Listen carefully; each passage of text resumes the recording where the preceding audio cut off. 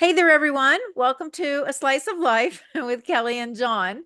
Today, our guest is Tatiana Bowers, who is the owner, creator of the business called Authentic Success, which helps businesses have a productive, what is it? What did you say? Productive person? Positive, productive, and profitable business with relationships with staff, customers, and other businesses. Love it. I love it.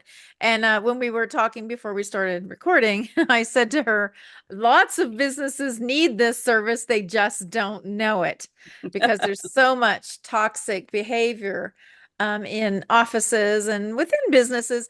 When I was in California, I managed bars and restaurants. And oh my gosh, you talk about putting all the personalities together and the competition, and then add in the customers, and then if you're adding in alcohol on top of all Oh of yeah. that, so much psychology is involved in dealing with all the different personalities. It was a real challenge. So what What kind of was it? businesses do you usually work with? Well, I like to work with healthcare businesses, doctors, dentists, Oh yeah. chiropractors, people like that, because I have had a lot of experiences with medical. In fact, I've been a medical navigator for people navigating the medical field for their own health care, and have had such lousy service myself and had family and Yeah. all that kind of stuff. And I believe that if healthcare had better customer service and better team service and staff success, that people would be taking care of themselves much better, and our overall health would be better in our country. Yeah. What was it that the first time you said, if there was somebody who could do this, what Okay. was it that caused you to make you realize this is what companies needed, Yeah. and you just happen to have that talent to do those things? So it's a combination of things. One is I have a bachelor's of business in small business management, and I was part of a business fraternity when I was going to undergrad, called Delta Sigma Pi, which helped you really with all the soft skills that school doesn't teach you about type of thing. So it was really great. But I loved the idea of mentor. Before that, I had applied to chiropractic school and gotten accepted to chiropractic school. Then I got married and decided to get a business degree. If I was going to be a chiropractor, I'd need a business degree, right? And so I got my business degree, and I really loved the studying of small business becoming medium-sized business and that transition for the leaders in that business to make that transition, because that's a really hard transition for a lot of people. Um, but the idea came a few years ago when I had a couples I was doing couples counseling. I'm a licensed marriage and family therapist. I did couples counseling with a client, and after I'd been doing it for a while, they'd opened up a speech therapy practice, and they asked me if I could do what I do for my couples with their business. So I went into their business and I did personality profiles with all their people. There was 5 people altogether at that time, um, and then mentored her to be the leader that she is now. And she's not a natural born leader. Her husband is the entrepreneur, the go-getter. She's the more soft skill type person, and she grew into her the confidence that she is now. And they have 3 locations with over 30 employees, and she gets to mentor her employees and have fun doing it. Nice. Nice. So that kind of gave you the idea then to Hmm. start. You said there's a need for this. I know how to fix it, so I'm Hmm. going to do it. Hmm. Awesome. Well, Yeah. I think it's such a great idea, and such I wonder if you could put together just try to put together maybe a little mini course or an online course because I'm just thinking of the restaurant industry. All of those managers have no leadership skills, no right. management skills. No And training. mostly when you're hiring, you're just But looking for someone who knows how to crunch numbers, who knows how right. to make a business successful, do marketing and crunch the Yeah. numbers. And then all of and then there's constant turnover, and that's expensive. Yeah, that's really expensive. Actually, it costs businesses about half an employee's salary to hire a new person. Never mind the upset, the turmoil, the Hmm. adjusting them getting adjusted, the team getting adjusted to them, and all the time it takes away from the employees to help train them and management to help train them. So And yeah, all the mistakes they make, and yes, especially in the restaurant business, because the mistakes are usually food that goes in the right, garbage, and that's right. expensive. Yeah. So it's just, and they And don't realize it. they have to compensate the customer. So it's food going Yeah, in the garbage, yeah. plus they're compensating, Either refunding by money or giving right. them another meal, or Yeah, yeah, and also customer service. right. The Reviews. the reputation Right. of that too. So I really think it's so needed in the restaurant business. And we were talking to someone else earlier today, and where I think my best management skills came from was the managers I worked for that did a poor job. They got no respect from the staff. Nobody liked them. Nobody wanted to work for them. Nobody wanted to work hard for them. And I just did everything the opposite that they did. And that's, I think how my staff, one of my old bartender said to me, she goes, the really good employees like you and the really bad employees don't like you. And I was like, that's because I make them work. And then the good employees liked it because they didn't want to have to do all the work while someone else is just standing around not doing anything. So I considered that, good enough, good enough That was a compliment. high praise. Yeah. But yeah, I just think it's, and you don't know what you don't know. So you figure, okay, I got this job. I'll do my best. And you don't understand the importance of leading a team, making people want to work, It, happy to work. yeah, it's a real science. I I have a master's in counseling psychology as well. And one of the things is that I have all those soft skills that they don't hire you for. They hire you for the hard skills, like doing accounting or doing serving or doing whatever you do as a functional thing. But they don't hire you for the soft skills, but it's the soft skills that keep you the job and make you be able to get promoted and everything else. Yeah. And that's one of my giftings. Yeah. Well, do you have any tips for let's say somebody is a new in management and they've got a team of people and there's some difficult personalities. Do you have any like tips for someone, a general tip, or do you zone in on specific problems? I I like to start off with doing personality profiles with Okay. everybody and getting an idea what type of personalities, and also educating them on all the stuff on personality so that they're not taking a what I call a leader type and being frustrated with them because they tend to be really focused and sort of more direct and more things, and they don't take it personally. Like, people peacemaker person would take somebody that's a leader and start feeling like they're being picked on, or start feeling like they're not, their their feelings get hurt or something else because they're so direct and everything else, and that type of stuff. And starting to understand, help them understand that all our personalities have blessings and challenges, and we can all learn to understand each other and work with each other better when we understand that dynamic.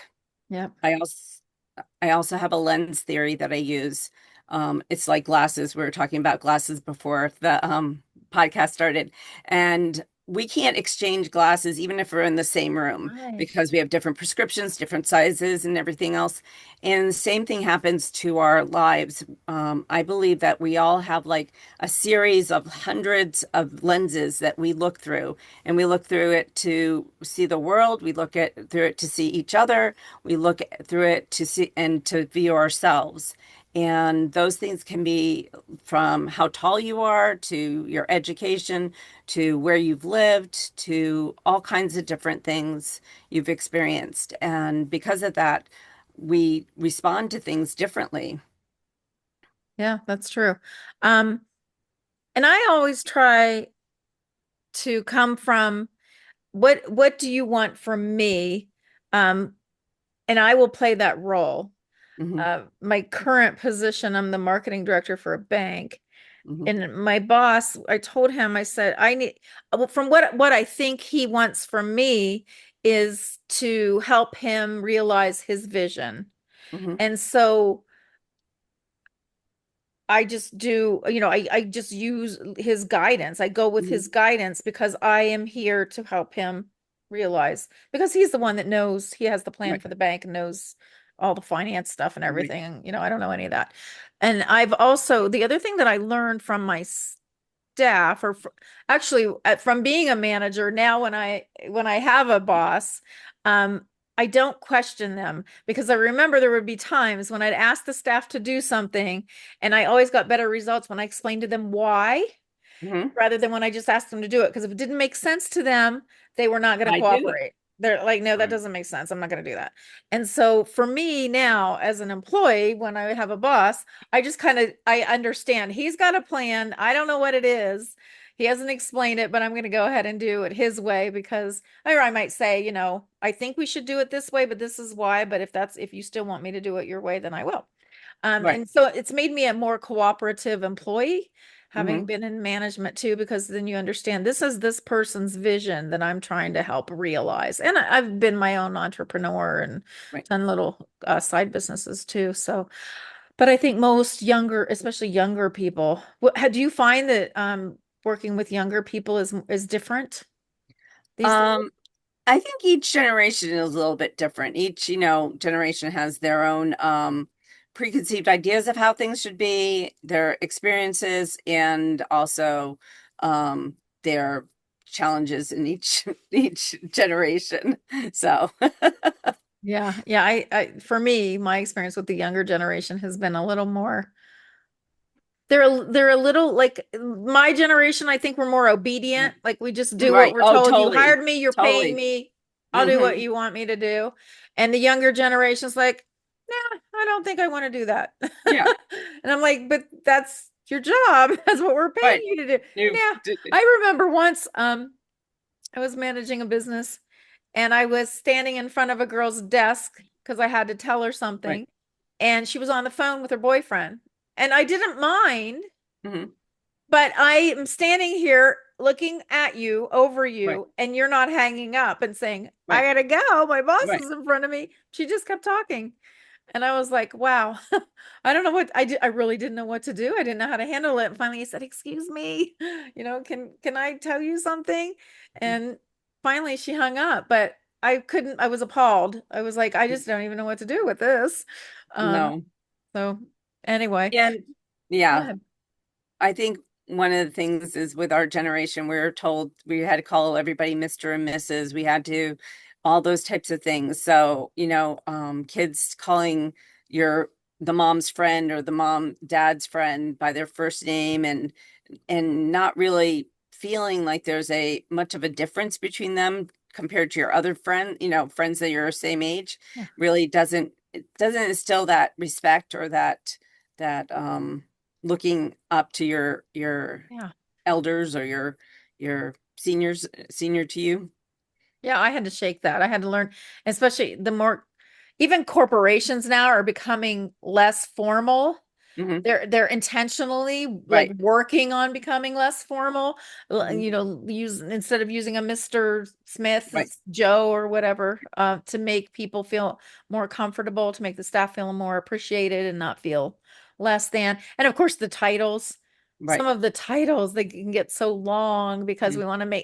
we're giving somebody a title instead of paying them more or Right. making them feel respected or whatever. But yeah, the culture in business has changed a lot. I've noticed through the years and I don't mind the less formal, Hmm. but still sometimes I feel a little uncomfortable, but I just go along with the whatever everybody else does.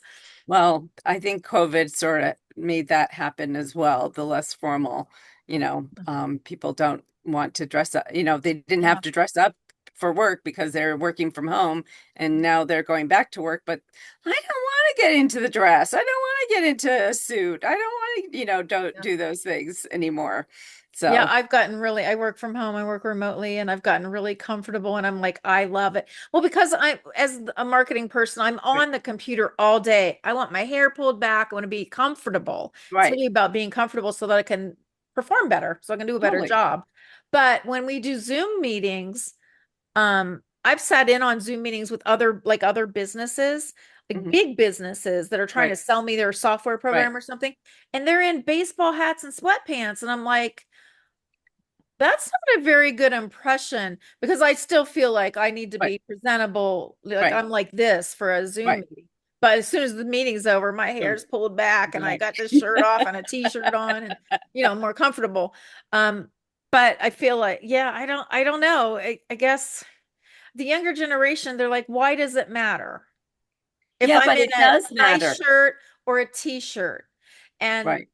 I think what I've said is you're showing someone what you think of them. You're showing them that you respect them and you want to be presentable and appealing. Okay, Right. I've been quiet here for a while. What do you have to say? You've worked a lot of corporate jobs. Yeah, but I tend to think a lot of what these kids aren't doing the way we assumed. They weren't taught that way. It comes No. down to their parents. It comes down to their parents. Maybe even if they did go to business school, there was no class in business. Etiquette? Thank you. Anything like that. Business dress, business morale, business communication, business presentation. Okay, we had in my office when we were in the corporate world, I made sure that right by the door was a full length mirror. And I made sure that everybody who walked out to go do a presentation to a customer looked in that mirror and says, "Is that the person I want to do business with?" And I certainly one time I did the company MetLife when I was running the enrollment for the California Highway Patrol. They put me in a beautiful office in San Francisco and rented me a wonderful a corporate apartment in a location. Now, I had come from the New York office of MetLife, corporate office, and this was in the early 1990s. And they sent me to California. You mean I don't have to wear a tie on Friday? Wow. Okay. So now you got to remember, I was there 3.5 months. So I did a little clothes shopping. I bought some pastel colored sport jackets, ties, nice shirts to go with the jackets. And I came back to California and they were all happy, to New York, and they were all happy to see me. And one day I wore a brown suit into the MetLife corporate office and walked past the little girl in the receptionist booth at downstairs, got in the elevator. By the time I got to my floor, which might have been like the 12th or 13th floor at that time, and got to my cubicle, my boss came up to me and said, "What are you wearing?" He, they called him up from the library to say I was not wearing black, blue, or gray. And I was an employee, and they sent me home Oh my gosh. to change clothes like I was a kid in school. And they Oh, said, "You can't wear this in the corporate office. You have to wear blue, gray, or black. Go home." And of course, yeah, okay. And I got back on the ferry, crossed the river, went to New Jersey, went home, and enjoyed my day at home. There was no way I was changing for these guys. yeah, that's But that excessive. was the rule, okay? And that was the corporate rule. And I didn't buck that rule because I really liked that job. So I wore my blue, gray, or black suit every day at MetLife. And especially on that Friday when I thought, hey, can we implement a casual Friday where you at least don't have to wear a tie? No way. Not in New York City. So the point is there were rules of decorum of dress Yeah. that you had to have, and that does not exist anymore.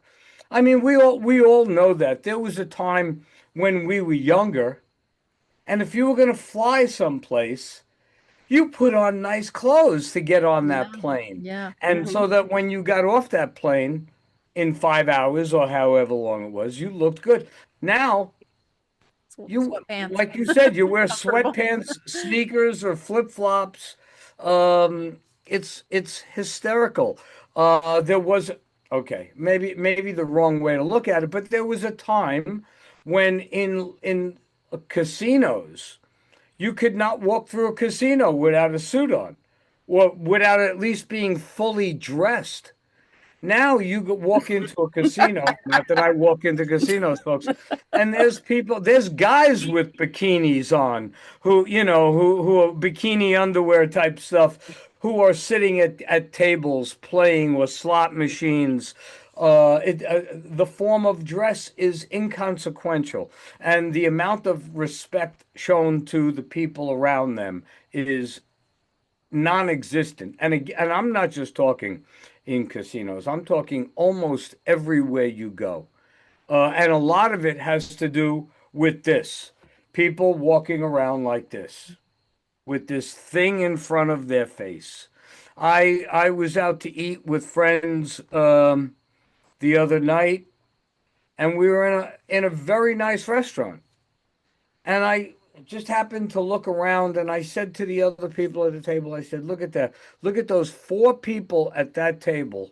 Each of them are on a phone. They have people that they are either married to or dating with or friends that they're hanging out with, but they're on the phone, either playing a game or they're gambling in some casino app or talking to somebody on the other side of the planet. Who knows?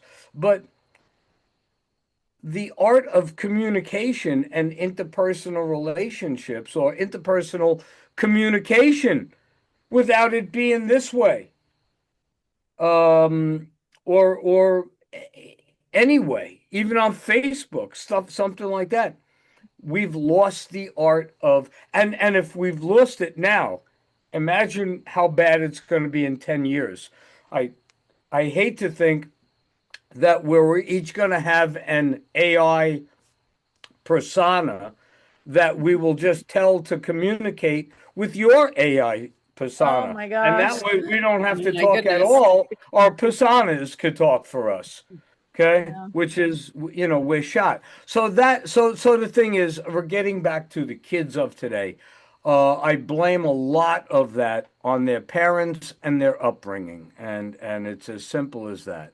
Well, I think the corporate suit, the corporate persona, I think got a really bad reputation Mhm. and as being untrustworthy and stuffy and scammy.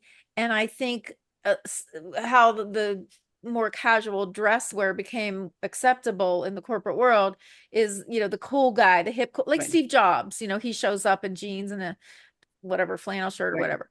I think they were trying to change the reputation of these CEOs and they loosened up. And then the truth is, I can do my job better if I'm more comfortable. So why do I have to be in a stuffy suit with why would I have to a tie around your neck? Like that's not comfortable. So maybe letting people be more comfortable. So maybe that part of it is a good thing, but I do feel like the treatment of other people, how we talk to each other and really how we treat each other and the respect. Um, I'm all for being Yeah. inclusive of everyone and letting everyone have a voice. The way when I managed restaurants, my staff all knew I was going to back them up if something happened. I would always defend them and never, they were never in trouble. I'd always tell them, you're never in trouble. We make mistakes. It's okay. We're human. But in the end, they always had to go along with what I said, what I wanted, because somebody has to make those decisions. But I was never going to do it in a way that would embarrass them or hurt their feelings. I Right. was always going Mhm. to, but in the end, somebody's got to be in charge. Right. So Well, what do but you, there's a yeah, whole what do you think, psychology. Tatiana? There's a whole psychology about dressing, actually.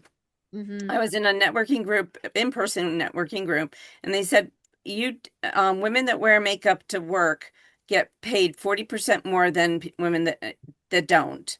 Also, there's a psychological factor. When you're dressed up, you're more likely to be respected and then show respect. So people are going to be treated better and people are going to be seen better and represent what they're doing better when they do dress up. So I love casual Friday. Like having a casual Friday is great.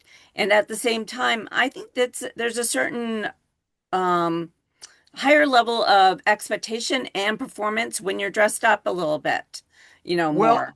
what I found, okay, and I do agree, Kelly, with you that, maybe in these kinds of fields where your product is you're selling it for $500 or $1,000 or something like that. When I was in the corporate world, we were selling ours for $30 million. Yeah, but And the those are the person people that they got that put off by the guy in the suit. Just No, well, again, now we're talking about the 90s. I have not had, been in the corporate world since then.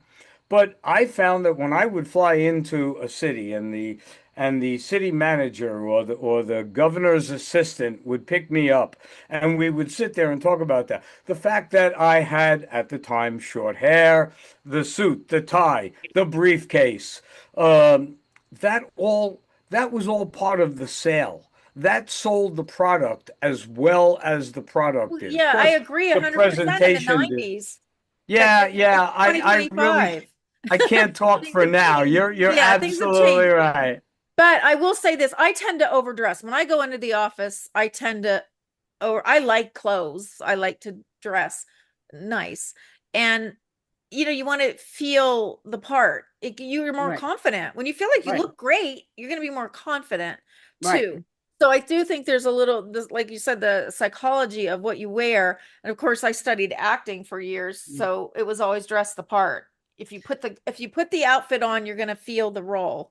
Right. And the same thing. So I agree with what you're saying, John. I'm just trying to say what I think has happened in the I mean, corporate I world. agree So with you. The times certainly have changed.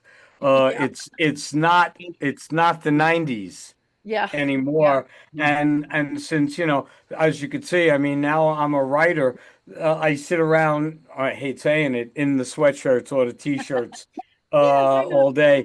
And when I have to deal with people, it's on a much more social level. And I'm certainly not selling $1 million products anymore. Right. So yeah, you're right. No, but I encourage people to dress nice. I mean, especially when you're dealing with customers and trying to, make a sale or whatever, leave a good impression. I prefer people dressed up, but I don't know. I feel like the younger generation doesn't feel that way. Well, let me tell you something. Okay. When I got my business degree back in the 80s, um, I was part of a business fraternity called Delta Sigma Pi.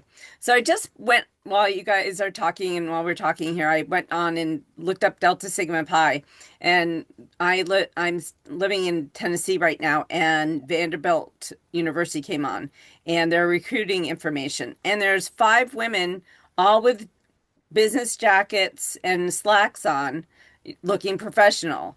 And so Delta Sigma Pi did all those types of things. They showed you how you had to interview for the positions, you had to interview for different things, you had to learn how to put on a presentation, you had to do all these things in our fraternity. And it was really a great experience because you got shown how to dress better, how to interview better, how to talk to people, how to handshake and look them in the eyes instead of type of thing or type of stuff. So I still believe there's some of that needs to be in the business workplace. And at the same time, I love a good, dress, Friday, what is it called? Casual Friday. Casual Casual Friday. Friday. Yeah. Yeah. Yeah.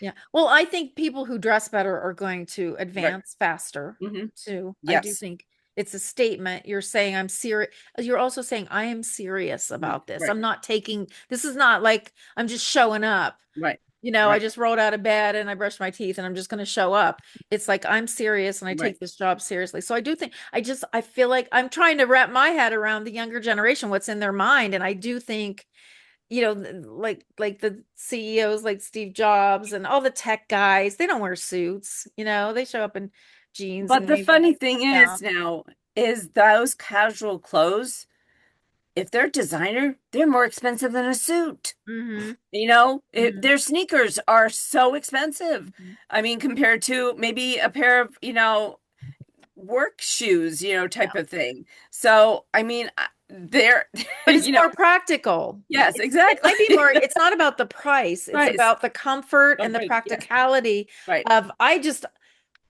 have to admit, in my 20s, I had a rule. I would never date a guy in a tie.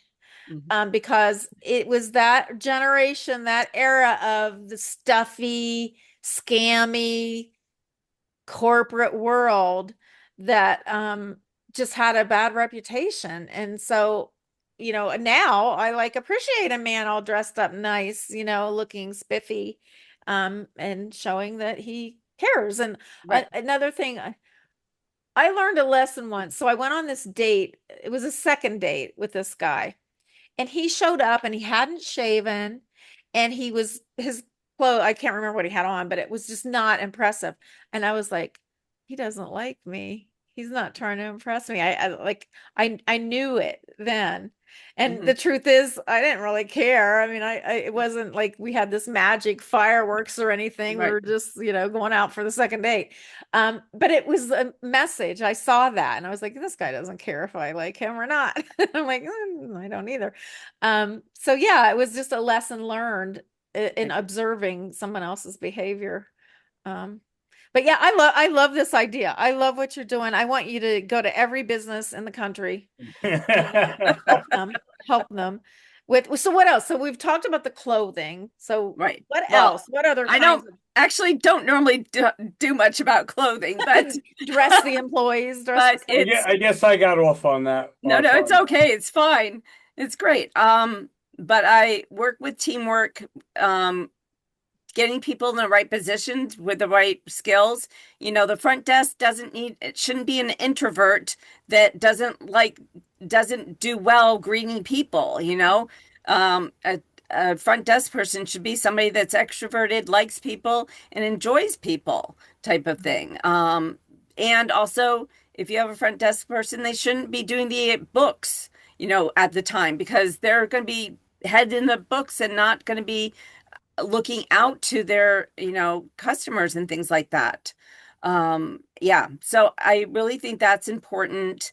I think, and the cost of not having a negative work environment compared to a positive is huge. Um, Unproductivity can cost a business a third of their payroll. So Mhm. if you're paying $300,000 a year for payroll, that's $100,000 that you're losing in lost productivity. And then the other areas we talked a little bit was hiring. It costs half a employee's salary to hire them. And then it's all the turmoil and the mixture and all that kind of stuff. And the third element of this expense for any business is the cost of getting new clients. Now, if you put the effort into keeping your clients and keeping them happy, it wouldn't cost you 5 to 7 times more money to recruit new employees. You wouldn't need to because you'd have current customers that would be happy. They would be referring new people to you, and your costs would go down considerably for all the marketing areas of their business. So what I'm not a line item on their cash flow or anything else, but what I save is a lot of Yeah. money and a lot of headaches. Yeah. No, I think it's so important knowing, understanding how to run a business, not just another podcast. We were talking about business earlier today, and it was like, yeah, I know how to bake cakes, so I'm Right. going to start a business. So you open a Right. bakery and next thing you know, you got two, three, you're doing well. Your cakes are gorgeous. People love them. You're making cookies and donuts, and you've got three or four employees. Employees. And if they're not productive, if they're stealing, if they're not getting along, if they're not rude to the customers, like all of that is just going to undermine your skill and talent for your product. So you have to know how to manage people and run a business too. Yeah. Which I think that's why a lot of small businesses fail. They always say, all these small businesses fail. Yeah, just because you know how to do something or offer a skill doesn't mean that you're worthy of being a business person, owning a Well, business. that's why I love the healthcare field and helping them out because they went to school for some kind of healthcare Right. ability and they're passionate about it. They know about it, they love it, and it makes a difference. My former spouse had brain surgery and the brain surgeon didn't have very much people skills. I think even he was trained and it didn't Didn't it work. wasn't very good. But if his staff surrounding him tells the patients, "Hey, you don't want a big doctor that has great bedside manner. You want one that's really fascinated by That's the what he's brain doing. and really knows what they're doing. And if they're not really warm and fuzzy, we're the people that are going to be warm and fuzzy for you, not the doctor." Type of Yeah. thing, and that can make such a difference. And for medical practices, when you have a better staff, guess what?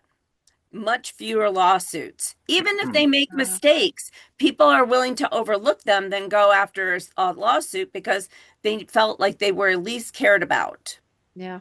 Yeah, because if it's just a mistake, but they Right, really cared and tried hard, right. you're like, well, mistakes happen. Yep, But and we if you don't don't. feel like they care and they put the extra effort into it and they made a mistake, well, I'm gonna go after you. Yeah. That's true.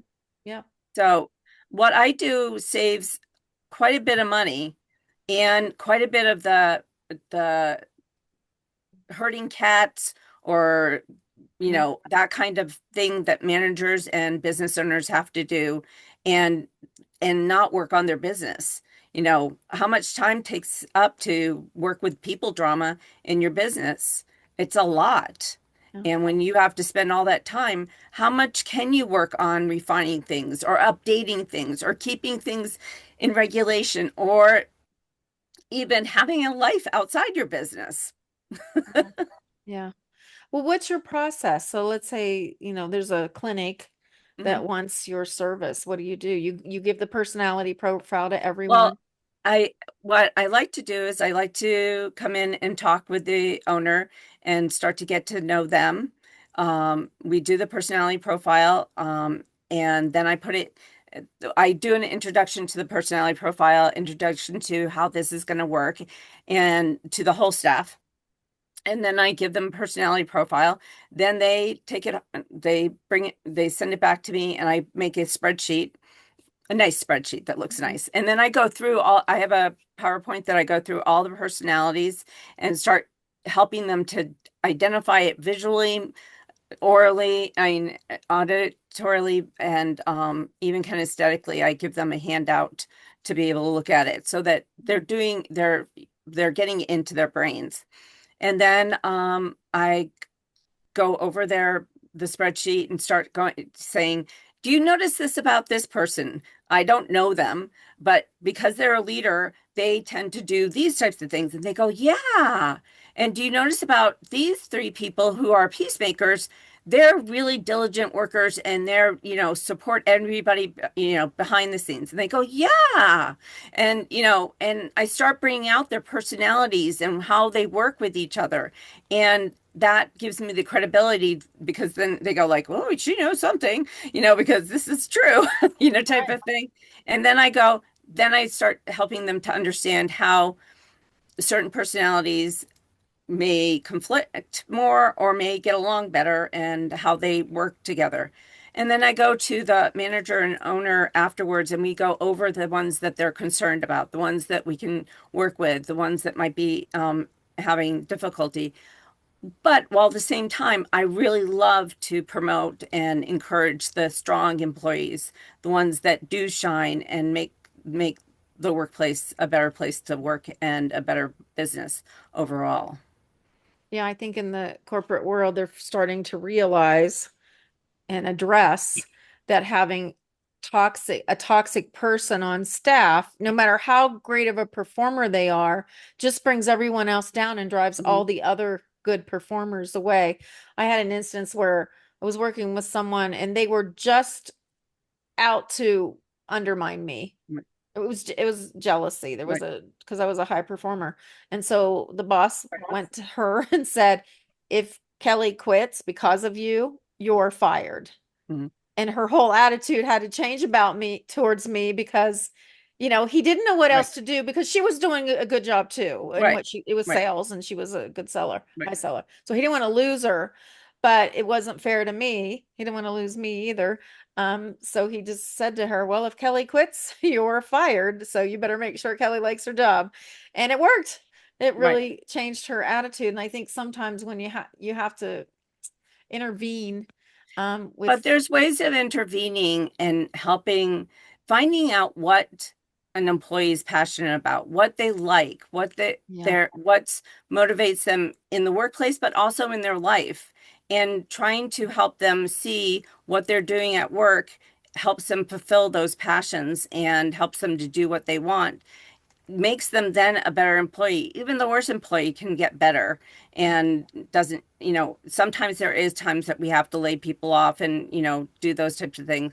But at the same time, there's a lot of times you can take an employee that is a low, that has these personality issues or, pessimistic attitudes or other things like that. And you can find the passion within them to reach their full potential.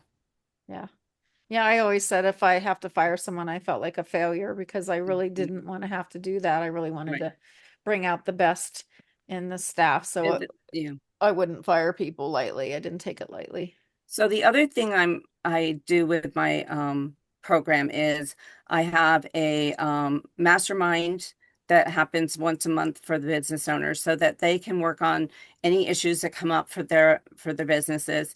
And I have a training once a month that they will be able to do to, Nice. like 1 month it's going to be um oh, I'm trying to think. My brain just went blank. But it'll be different kinds of trainings, more on personalities or more on how to deal with difficult people. Um, One, how to make your successful people feel really good so that they're loyal and they do even better. Mhm. How to get customers to be loyal, how to make customers feel welcomed and things like that. So overall, doing lots of different things that you can do. I love that. What kind of personality profile do you use? We interviewed someone else and she used the Gallup Well, for I personality. use I use probably one of the oldest ones there is. It's the one that is during the Socrates times, and it's called the temperament personality profile.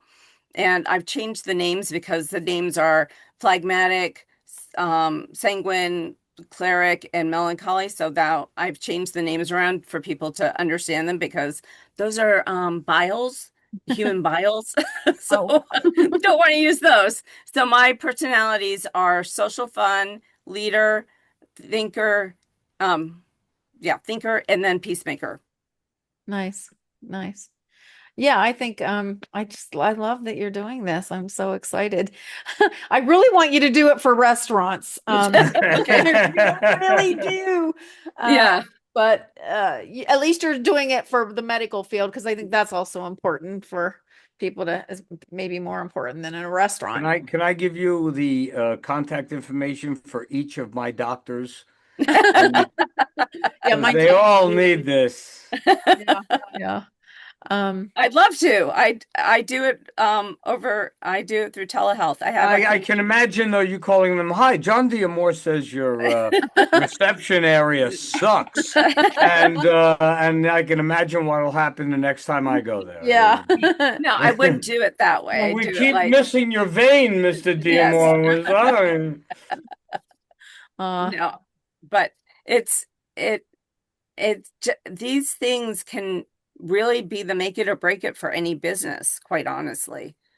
Yeah, I absolutely think that. So I was reading some of your bio, and it mentions the Leader Mind quiz. Mhm. What is that? Yes. So I created a 10 question multi-choice questionnaire that helps you to figure out what kind of leader mind you have for leading groups, for leading teams. It's specifically not just, how much, what kind of leader are you, but how do you lead teams and how do you encourage teams and things like that. And I have 3 answers, 3 types. The first one, the highest functioning one is called the authentic leader. Then you have the dynamic leader, which is sort of they're they do it most of they lead, but they have some areas that they need to work on. And then you have the visionary leader. And the visionary leader is the person that has the vision of what they want, but has very little idea of how to make it happen. And they're stumbling and they're frustrated and they're not feeling very confident in themselves, and they're struggling with a lot of the issues that team dynamics and team and people drama bring to the business. Awesome. So you've used all of your different skills as a business person, studying business, psychology, counseling families, and you are the perfect person for this. I'm just excited to hear about it. I have one more thing that makes me the perfect person. So, She so is. I was a military spouse for 23 years, Ah, and I'm a nomad. I live in an RV full time, traveling between family and friends. So I've gone into more businesses that are new to me than other people. So when I go into a business, I feel their energy. I sense where there's conflict. I can understand whether you want to go back to it or not, and all those other kinds of things, and if the employees are happy or not. One of the places I go, I'm a member of Orange Theory, and I've been in like over 20 Orange Theories all over the place. And some are really great at welcome you, and some are not. And an Orange Theory is a workout place that it's supposed to feel like home. It's supposed to feel like you're seen, you're known, and everything else. Sort of like the Cheers bar way back when. Everyone knows your name. And there are some that aren't that way, and it's really sad because their amount of people they're going to keep, the amount of people that are going to get better results and everything else are all going to drop down drastically because of the customer service. yeah. So thank you, Tatiana. Thank you for sharing with us all about your business. And what's it called again? Authentic success. Okay. And we'll put Wonderful. links to where people can find you if they need your services. Right. Yeah. And they can go to chatforsuccess.com and take my Leader Mind quiz and book a 15-minute consultation with me. So that's my Great. gift for them if they like Okay. to do that. So they start the process and then they go through Right. the personality and all that with you. And I can even do coaching for people that don't have a team and just want leadership, Yeah. training and For skills like themselves. that. Yeah. For Right. Sure. themselves. People need that. Yeah. Okay. Awesome. Well, Okay. what a nice time we've had. At least I Yes, can it's thank been you. great. Thank you. It's been awesome. Thanks, All right. Tatiana. Yeah. Nice to Have talk a to you. great Okay. day. Bye-bye. Bye-bye. Bye. Bye. All views expressed in this video belong to Kellie Nicholson, John D'Amore, and guests. These discussions do not represent the opinions of any entity whatsoever with which they have been affiliated now or will be in the future. The opinions expressed are solely theirs, and since they are critically thinking human beings, these views are subject to change, subject to revision, and subject to rethinking at any time. These conversations are not meant to be taken as advice and are only for the purpose of entertainment. All statements may be based on hearsay and not necessarily valid proof of any claims in this video. It is not our intention to teach or advise on any topic. Unless otherwise noted, all photos are public domain. Thanks for watching A Slice of Life with Kellie and John.